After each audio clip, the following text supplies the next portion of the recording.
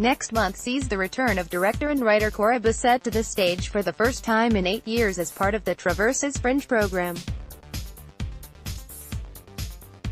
The creator of Glasgow Girls, a hugely successful musical about the group of young activists fighting deportation of asylum seekers, and the director of numerous plays, such as the National Theatre of Scotland's 2017 hit Adam, Bissett will take the stage for What Girls Are Made Of, her roller coaster memoir of her teenage years in the indie band Darling Heart.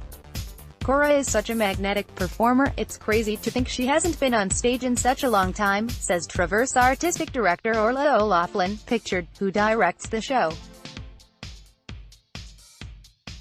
What Girls Are Made Of charts Bissett's true-life adventures from being a Glenrothes schoolgirl to touring with the likes of Blur and Radiohead. Performed with a live band, it's one of 2 main productions presented by the Traverse Theatre Company at the Fringe this year. The other is Ulster-American, David Ireland's hard-hitting look at power and cultural identity in the entertainment industry.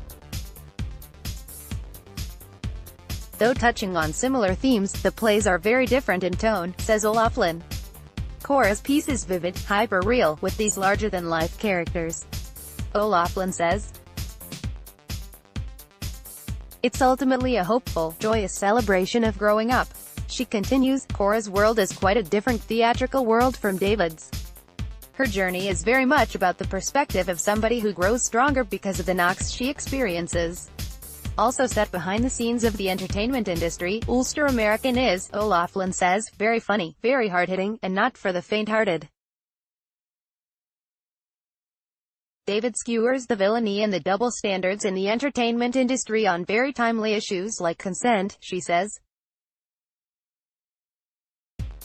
"It's a brilliant piece of writing." Ireland was one of the first writers O'Loughlin did development work with when she first joined the Traverse in 2012.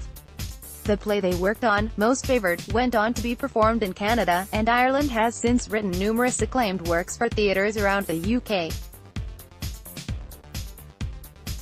As Scotland's only theatre wholly dedicated to new writing, the Traverse prides itself on nurturing new voices, and O'Loughlin has played a key part in the development of some of the country's most exciting young playwrights. Having recently announced she is to step down as Traverse artistic director, December's world premiere of Kieran Hurley's Mouthpiece will be her last directing role for the theatre. Hurley's new work, Ing Millennials, also features in this year's Breakfast Plays, where graduates from the Traverse's Young Writers Group join forces with more established names for a series of early morning script and hand readings. Laurie Motherwell, Natalie McKinnon and Rebecca Sweeney all took part in the Young Writers Group in the last couple of years, says O'Loughlin. They are just beginning fledgling careers as playwrights themselves. It's a great launch pad for them. The Breakfast Plays are often the beginning of a much longer story for new work. Douglas Maxwell's Ribbled, A Respectable Widow Takes to Vulgarity and Clean by Sabrina Mahfouz, another of this year's mentors, went on to show in New York after beginning life here. This year, the BBC World Service will beam the plays live to 40 million people across the world. A key part of the Traverse, O'Loughlin says, is its deeply international heart and perspective. As well as productions from around the UK, the festival program includes Martin Zimmerman's On the Exhale, an examination of gun violence in the United States, and Underground Railroad Game, presented by New York company Ars Nova. Underground Railroad Game is an extraordinary piece of work, says O'Loughlin. It takes you down some very confronting, complex, sophisticated, adult roads.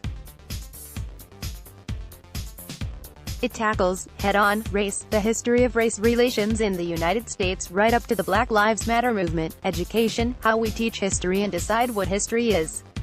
It goes to places that are necessary. We are in a real fix about a lot of this stuff, particularly in an American context, when you look at who the President of the United States is. If there was ever a time to play this, it is now. Relevance to the times we live as a feature O'Loughlin has always looked for when putting together Traverse programs. They have something to say about where we are now, or where we are headed, she explains.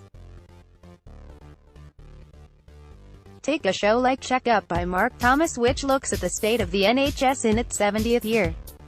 He's spent months and months speaking with doctors, experts and residents in hospitals around the UK, and I imagine he's going to ask some difficult questions about what we are willing to stand for, or not stand for. In terms of what the future might hold for the NHS, the future for O'Loughlin herself involves taking up a new role as Vice Principal at the Guildhall School of Music and Drama in London. "This is my 7th festival, and 7 years feels like I've done my time," she says. "I've had an absolute blast. I've always embraced change. We have to evolve to survive. Change doesn't worry me, it worries me when things don't change. Change is also the beating heart of the Traverse itself," she says. The Traverse has always been an agitator of some kind. It's always stood in its own orbit. It's there to challenge and provoke a conversation about where we are and where we're going. She adds, "It's an institution that believes change is possible, or otherwise, why are we involved in this endeavor? I hope I have, in some small way, played a part in continuing that powerful and important legacy. I can't wait to see what the future holds for the Traverse." www.traverse.co.uk